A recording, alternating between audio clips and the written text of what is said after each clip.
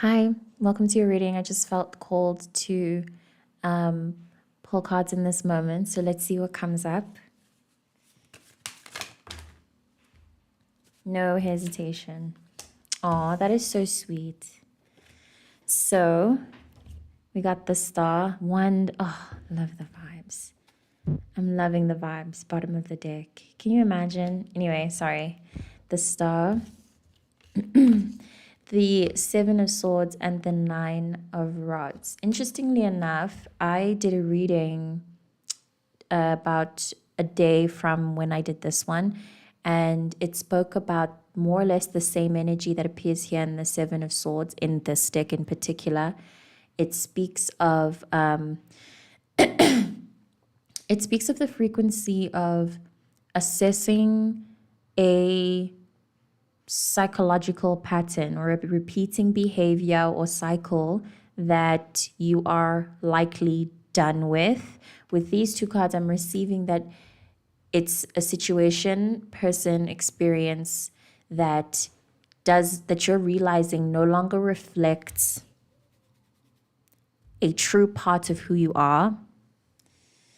It doesn't resonate with you. And that's something I've been unpacking with myself this whole year, where I realized that I had been putting out a frequency to other people that was not indicative of who I actually am or the way that I actually feel. Like there was a disconnect between the way I felt inside and the way that I would externalize those emotions. I'd like to read into the Seven of Swords.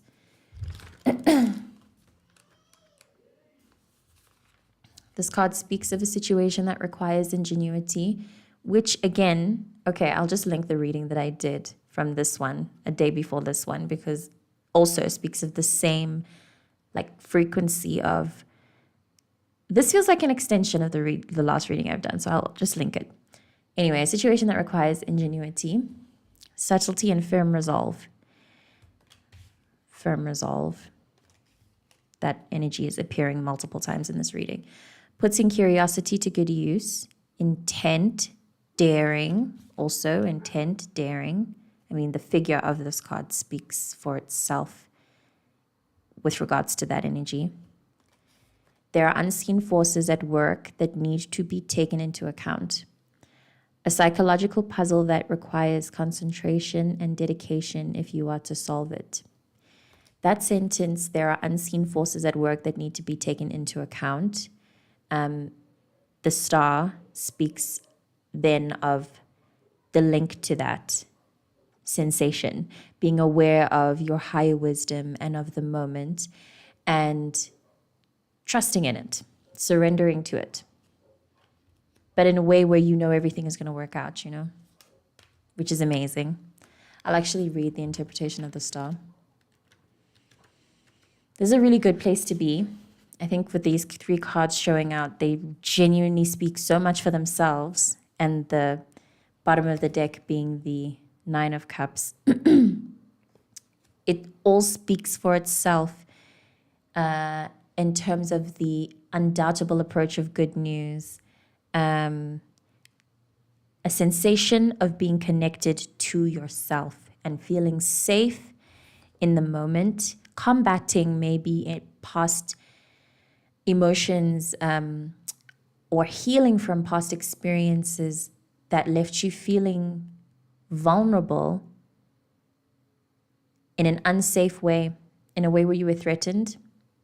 Maybe that may be the place that you behave from now, when you're discovering or about to discover how much of what you do and the way you think is from a place of defensiveness, like a sense of over-defensiveness and not trusting in yourself and your life and your sense of purpose and your connection to that purpose.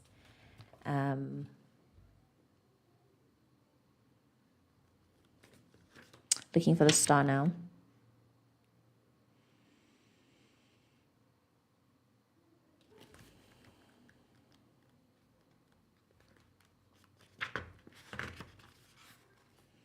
This card speaks of a sustained connection with the higher self, hope, insight, inspiration, new life, new possibilities, the fluidity of an open mind. which would naturally come from the process of doing this sincerely, of unpacking any, of trying to understand and staying curious. This sensation of a fluidity of an open mind is a natural follow up from that experience. Light from within, enabling problems to be resolved with ease. Also fantastic. So there is likely some kind of like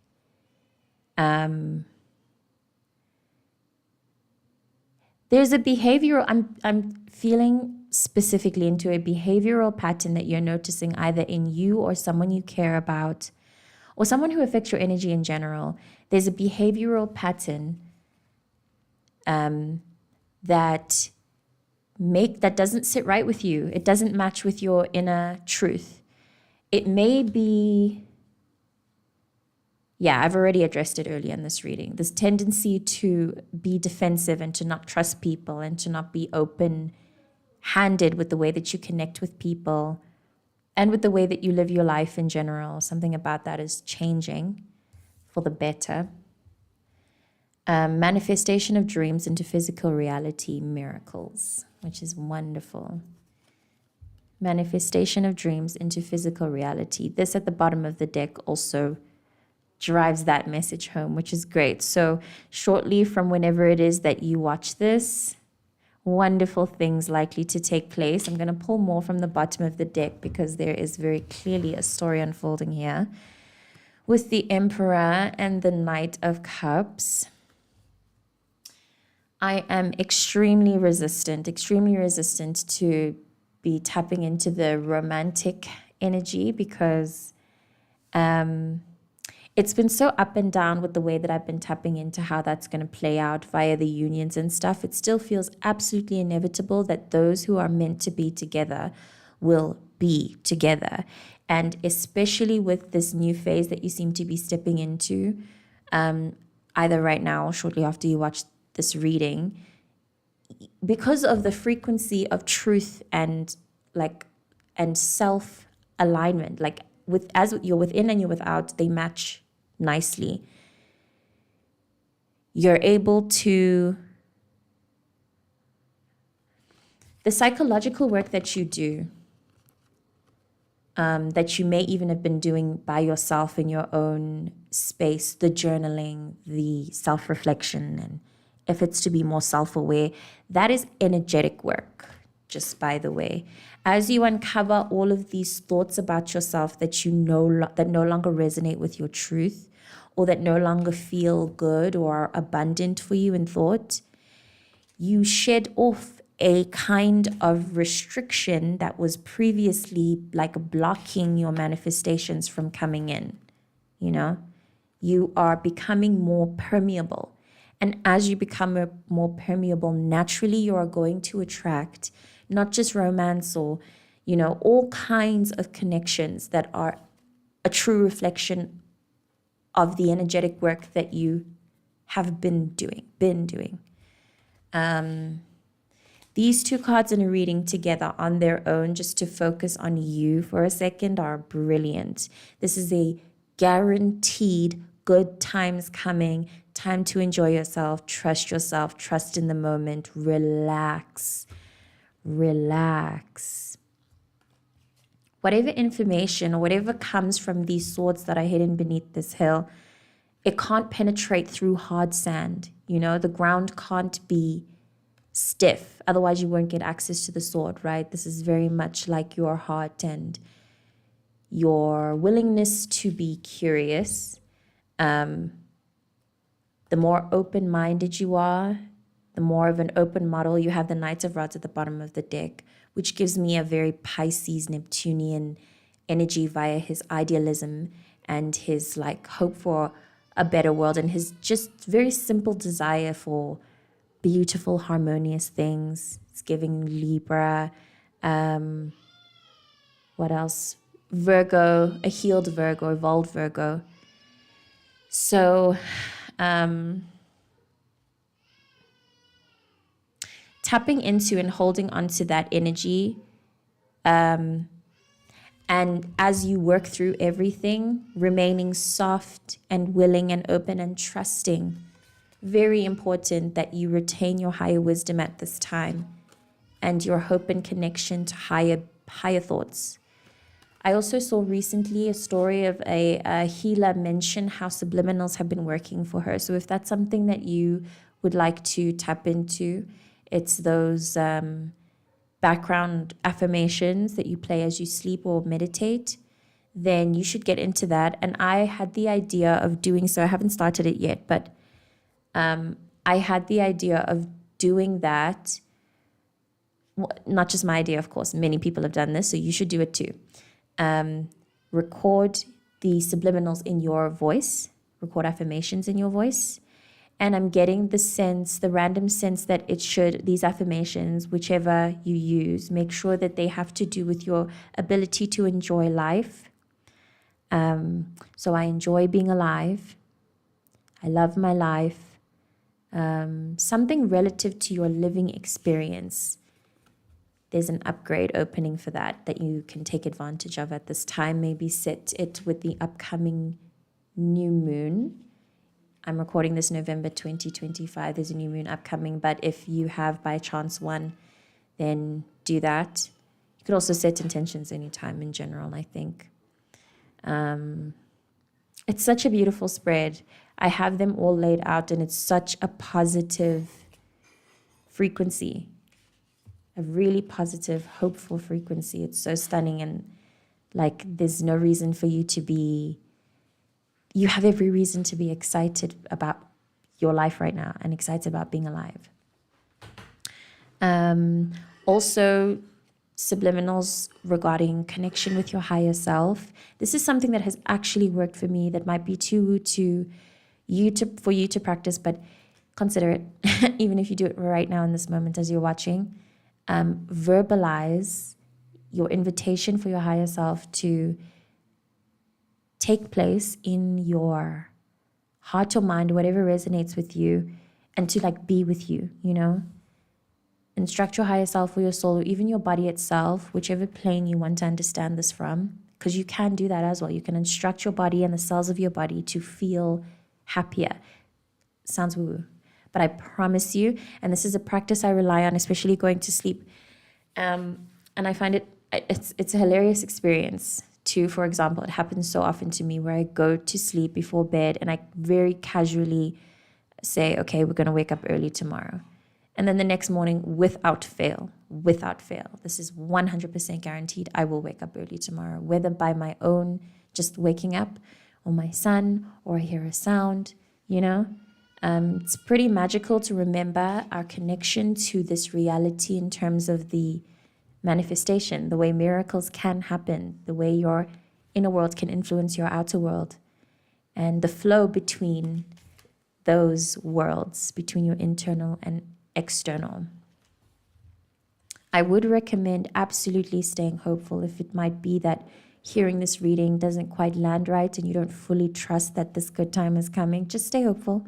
At the very least, journal about it, create art about it, watch music videos and listen to songs about hopefulness so that you can stay on this miracle frequency, because there's something you are on the verge of discovering or doing or like unpacking that's going to it's going to heal you. Okay, I'm getting like a realization, an internal realization about something, about the way, about the openness of your heart or the confidence in yourself or, it's very confidence in yourself based and belief in yourself, and the kind of, you're working right now or facing the frequency of what has made you feel undeserving or like you don't have a right to take up space or to be here, or you don't have a right to deserve luxury or free time or time to yourself, loving connections, receiving love. That's also something that I think is a problem for many people, healing from people pleasing and being over empathic. What's wrong, Alu? Talk, baby. Speak. What's wrong?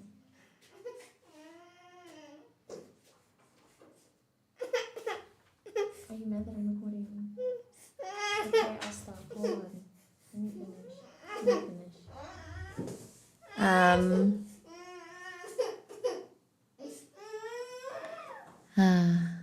I'm recording this during a very intense up and down geomagnetic storm that always affects my child every time. It always makes him extremely volatile. Let me just hold up so that you can capture all of the cards in sequence, because I don't think I'll be able to continue on. But these are your cards. Very beautiful messaging. I will picture them all in the still as well. And you can definitely be super, super excited for what's to come. Very, very hopeful. Enjoy life. Look out for a possible romantic offer. And yeah, stay hopeful. You also have this, the Hierophant. Very, very clear messaging to just keep going. Stay focused. You are so close, if not already experiencing it. And it's just going to take a few layers, a few moments of presence with yourself, unpacking, maybe journaling, a bit of research on like how the brain works. That might be helpful. But it's all coming. It's basically right there. Thank you for watching, and I will see you in the next live stream.